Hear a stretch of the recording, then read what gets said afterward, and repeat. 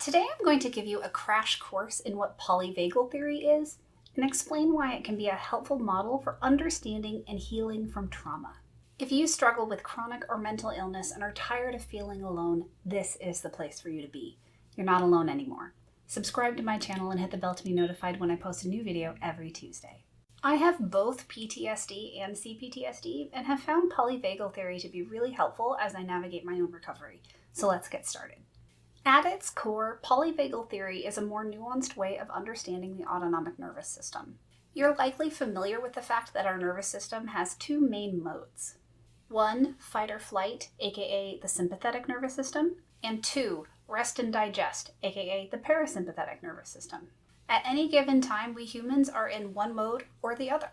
If you have or are familiar with trauma, either PTSD or complex PTSD, you're likely also aware of both the fawn and freeze states. So the model becomes fight, flight, freeze, or fawn versus rest and digest. Developed by Stephen Porges, the polyvagal theory, however, breaks down our nervous system even further. It adds an emphasis on safety and puts the various autonomic states on a hierarchical ladder instead of a simple either-or format. Let's take a look at that polyvagal ladder. So here's a diagram of the polyvagal ladder that I've made. You can see it goes from top to bottom, and at the top we have the ventral vagal state, which encompasses safety, play, and social engagement. Then if we move down a rung, we get to the sympathetic state. This is the one you're familiar with. This is fight or flight, and it's also fawn. Both ventral vagal and sympathetic are ways of mobilizing. But if we move down to the bottom rung of the ladder, we get to the dorsal vagal state, which is immobilization. This is where we freeze, where we play dead, as it were. The thing that's really crucial about this ladder format is that in order to go from the top of the ladder to the bottom, or from the bottom of the ladder to the top, you have to go through the sympathetic state. So if you're stuck in freeze, in order to unfreeze, you have to mobilize yourself. You have to activate your nervous system. And you have to go through a sense of more activated fight or flight or fawn in order to get up to the top where you can start feeling safe again.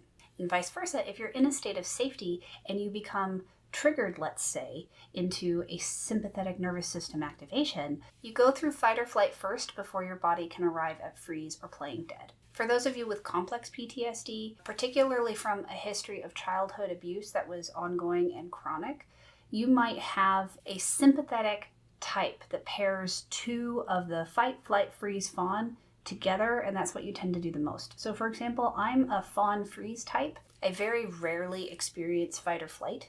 Instead, my nervous system has learned to go through those really quickly onto fawn and freeze. Comment below and tell me which part of the polyvagal ladder you find most interesting and why. The thing that really stuck out to me when I first learned about it was that in order to get to safety from a freeze state, the nervous system has to go up through sympathetic arousal to get there. That one little detail has helped me so much and is something I teach my clients about regularly. Now that you've had a crash course on polyvagal theory, I want to share some of my favorite quotes from Stephen Porges' book, The Pocket Guide to the Polyvagal Theory, The Transformative Power of Feeling Safe. Side note, however, I don't necessarily recommend this book as it's really dense and doesn't focus on how to apply the theory. I'm still on the hunt for a better book to recommend to people, so if you know a good one on polyvagal theory, definitely let me know down in the comments. Anywho, back to some of my favorite quotes. Trauma treatment and diagnosis have been focused and biased on the event and not on understanding that an individual's response to the event is the critical feature. For some people, specific physical characteristics of an environmental challenge will trigger a fight-flight behavior, while others may totally shut down in response to the same physical features. I want to emphasize that understanding the response, not the traumatic event, is more critical to the successful treatment of trauma. This is something I have wanted to rant about for a while on this channel, but haven't found the right context to do it in. And it's the difference between what society tends to see as big T versus little t trauma. The idea that being a war veteran is more severe than being a victim of child abuse, for example. This construct focuses on the event that causes trauma and not the human response to trauma. And just like the quote I just read, this distinction is crucial. There was an example, I believe, in the book, The Body Keeps the Score, where a couple experienced a horrific car accident. One was the driver, one was the passenger. However, most of us would logically see that as a big T trauma based on the description of the accident. I'm not going to tell you because I don't want to trigger you, so I'll leave those details out. But what was interesting was one person from the couple ended up experiencing severe post-traumatic stress from that event, and the other did not. Ultimately, what we know as post-traumatic stress, whether it be from a singular traumatic event or from ongoing chronic complex trauma, like complex PTSD, what is important is how the individual responds to that event. It's the individual's nervous system response that determines whether you go on to have post-traumatic stress or not. How big or little we perceive the traumatic event or events to be has zero bearing on whether or not the person then becomes traumatized. Polyvagal theory provides an understanding that feeling safe is dependent on autonomic state and that cues of safety help calm our autonomic nervous system. So here's another distinction that is super important, and it's the idea that if we logically understand that we're safe, for example, I'm sitting in my desk chair in my office looking at a camera, logically, I'm perfectly safe right now. However, if I were triggered in any way and in an emotional flashback, like I talked about in this video, my nervous system would be time traveling back to a time when I wasn't safe. And this is really important. When your sympathetic nervous system is activated, it shuts down the prefrontal cortex, which is our logical brain, the brain that can make decisions and look at things rationally. Basically, our old reptilian brain takes over. We cannot logic ourselves into a state of safety if our autonomic nervous system is convinced we're not safe.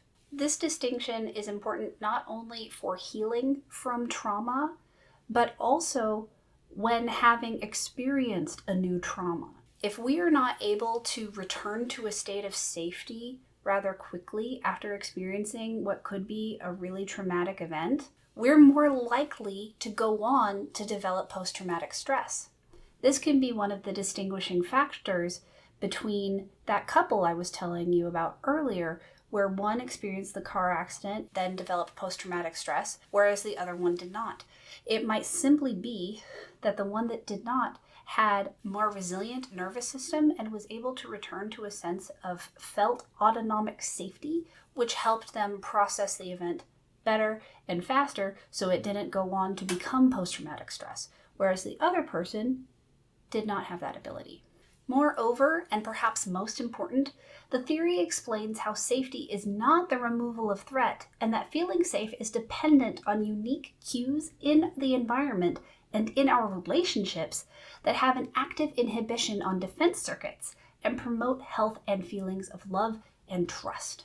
With this quote, we start to understand where the cues of safety come from to help teach our autonomic nervous systems that we're safe and everything's okay. So much of it comes from not just environmental cues, but social cues.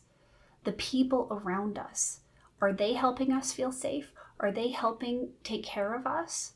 For example, if you were a child who was forced to constantly self-soothe and you could not lean on the adults around you, that teaches your autonomic nervous system that you're not safe. Social cues are so crucial for not only preventing trauma from setting into post-traumatic stress in the first place, but also to heal from post-traumatic stress. One of the things that I have been honored to see start developing in my coaching membership is it's also a really rich support group where we all deeply understand each other and where we're all coming from. So when one of us says we were triggered or we had an experience that really activated us, nobody questions it. Nobody questions the severity of what someone's sharing. And that deep understanding and true empathy, it has been so healing for my clients. And I'm not gonna lie, it's been healing for me too. Finding the people that you are truly safe with is something you deserve. And I cannot emphasize that enough.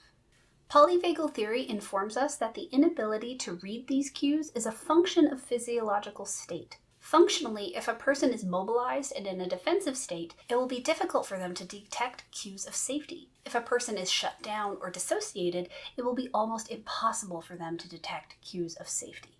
This quote essentially explains why toxic positivity is toxic, because it's never as simple as just thinking positive or just getting over it. Our nervous systems are involved when we have post-traumatic stress, when we have experienced trauma that sticks with us to this day.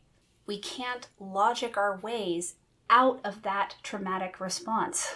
It's an ongoing way that the body thinks the trauma is still happening.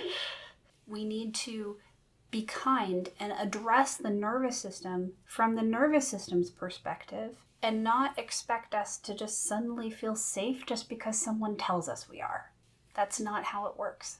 There you have it, your crash course in polyvagal theory. I hope it's been helpful. If you enjoyed this video and are curious about what I do as a coach, and you struggle with procrastination and resistance to any degree, I highly recommend checking out my free masterclass where I teach you 3 mindset shifts and 1 simple 3-step system to help you kick procrastination to the curb. All you have to do to get access is go to the link in the description box below and sign up.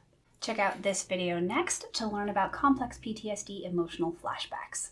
If you liked this video, hit that like button and subscribe, and be sure to share it with your friends. I'll be back next week with another video. See you then. Bye!